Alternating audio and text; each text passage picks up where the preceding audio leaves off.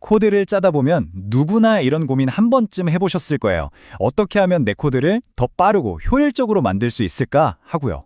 오늘은 바로 그 질문에 대한 해답의 실마리를 줄 아주 강력한 도구, 비고 표기법에 대해 알아보려고 합니다. 이건 뭐 프로그래머라면 반드시 알아야 할 필수 소양 같은 거죠. 자, 이런 상황을 한번 상상해 보세요. 똑같은 기능을 하는 코드가 두 개 있어요. 하나는 동료가 짰고 다른 하나는 내가 짰다고 쳐봐요. 어떤 코드가 더 나은지, 더 근본적으로 빠른지 객관적으로 증명하려면 어떻게 해야 할까요? 그냥 실행 버튼 눌러서 시간제 보는 걸로는 뭔가 좀 부족하겠죠. 맞아요. 단순히 시간을 재는 건 그리 믿을 만한 방법이 못 됩니다. 왜냐하면 실행 시간이라는 게 컴퓨터 사양이나 프로그래밍 언어, 심지어 그 순간의 컴퓨터에서 다른 프로그램이 얼마나 돌아가고 있는지에 따라서도 계속 바뀌거든요. 매번 결과가 달라지는 거죠. 우리에게 필요한 건 이런 외부 요인에 흔들리지 않는 더 보편적이고 일관된 척도입니다. 그리고 그게 바로 알고리즘의 성장률을 보는 거예요. 네, 그래서 오늘 이걸 아주 재미있는 비유로 한번 풀어볼 건데요. 바로 위대한 함수 경주입니다. 알고리즘의 효율성을 마치 경주 트랙 위를 달리는 선수들처럼 생각하고 한번 지켜보는 거죠. 자, 이제 경기를 시작할 준비가 됐습니다.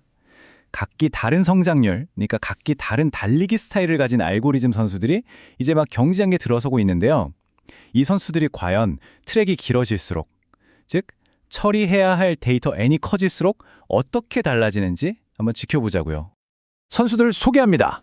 아주 가볍게 통통 튀어나가는 로그 점퍼부터 꾸준한 속도의 리니어 스프린터, 그리고 저 뒤에 어마어마한 덩치의 익스포넨셜 베헤모스까지. 와, 이름만 들어도 각 선수의 개성이 느껴지지 않나요? 과연 누가 이 경주의 승자가 될까요? 먼저 단거리 경주입니다. 입력 크기 n이 11대의 결과인데요. n제곱이 가장 느리긴 하지만 아직은 선수들 간의 차이가 그렇게 압도적으로 보이진 않네요. 이 정도면 뭐 다들 해볼 만한데요?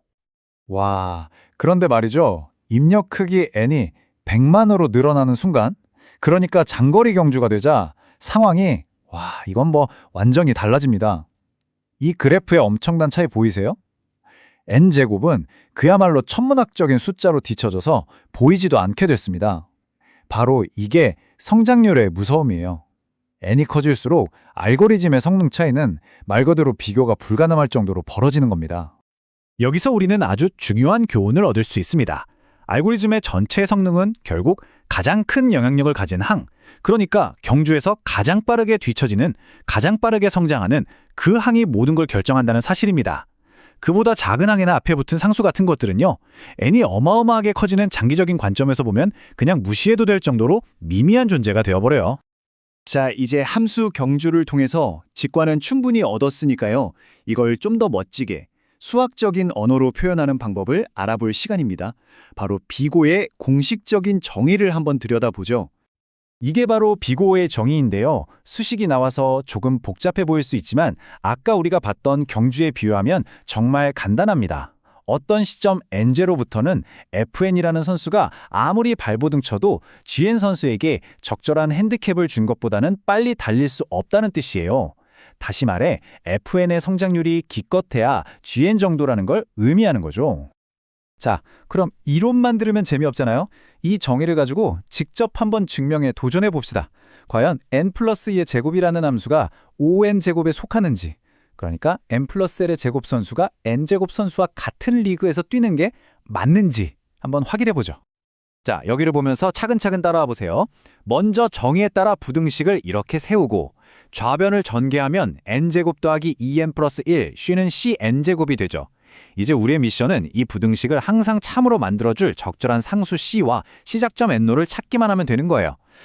c를 뭘로 해볼까요? 넉넉하게 4 정도로 한번 해보죠. 그러면 n제곱 플러스 2n 플러스 1, 쉬는 4n제곱이 되고 이걸 정리하면 3n제곱 빼기 2n 빼기 1, 쉬는 0이 됩니다. 이 부등식은 n이 1일 때 딱 0이 되고 그 이후로는 항상 0보다 크거나 같아져요. 찾았네요. 우리가 찾던 c는 4, n로는 삘이었습니다. 증명 끝! 그러니까 결국 이 c랑 n제로라는 게 뭐 대단한 게 아니에요. 그냥 우리가 직관적으로 이 두 함수는 장기적으로 보면 성장 속도가 비슷한 급이네 라고 생각했던 걸 수학적으로 도장 꽝 찍어주는 도구일 뿐입니다. 너무 어렵게 생각할 필요 없어요. 좋습니다. 이론은 이제 충분하고요. 진짜 중요한 건 이걸 실제 코드에 어떻게 써먹느냐겠죠. 여러분이 바로 활용할 수 있는 아주 간단하고 실용적인 규칙 몇 가지를 알려드릴게요. 첫 번째는 합의의 법칙입니다. 코드가 이렇게 순서대로 실행될 때 예를 들어 5n짜리 작업을 한 다음에 이어서 5n 제곱짜리 작업을 한다면 전체 시간 복잡도는 어떻게 될까요? 마치 팀 계주 같은 거예요. 팀 전체 속도는 누가 결정하죠? 그렇죠. 가장 느린 주자. 여기서도 똑같습니다. 가장 오래 걸리는 부분, 즉 5n 제곱이 전체 복잡도를 대표하게 됩니다. 더 작은 건 그냥 무시하면 돼요. 두 번째는 곱의 법칙입니다.